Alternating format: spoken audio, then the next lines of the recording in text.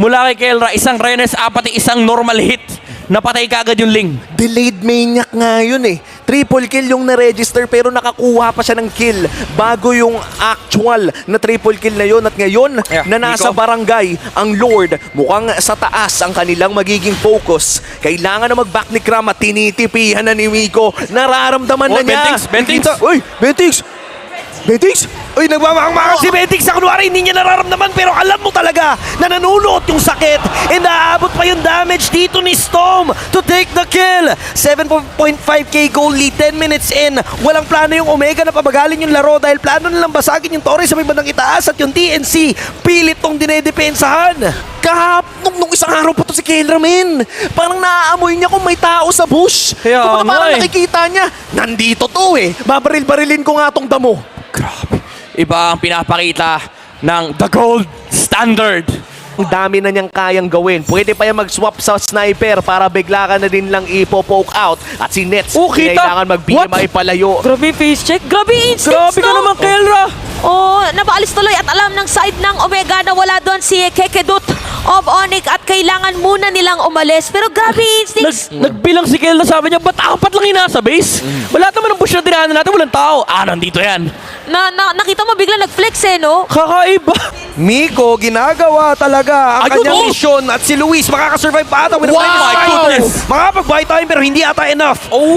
Kram, siguro ginagawa wala yung sipat. Oh! Kram,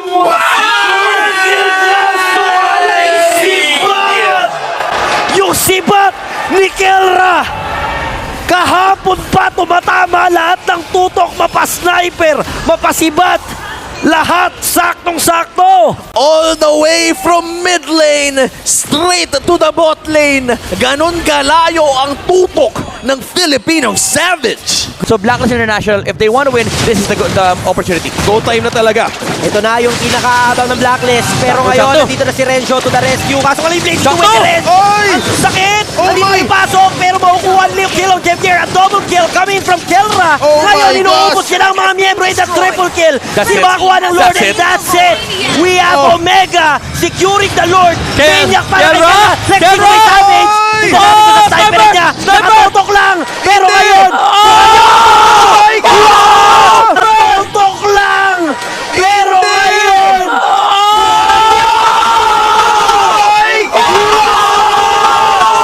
What was that? What was that? Kelra with the sniper! Napakalayo na tutok niya pero alam niya kung saan lalatag. Dito, yung pwesto. What a play from Omega securing the win. Pero magde-disengage na sila. Carl TZ with 40% sa kanyang health. Hinahanap siya ni Storm. Same with Renzo. Pero magiging successful yung kanyang pagtakas dito. Pero hindi. Gusto niya pang maghanap ng kill. Look Half at that. HP. Hinahanap niya si Kelra and makakabante nga ba? Bante nga ba? Wow! Godlike na si Kelra ngayon at ibang klase yung tutok na pinakita niya doon.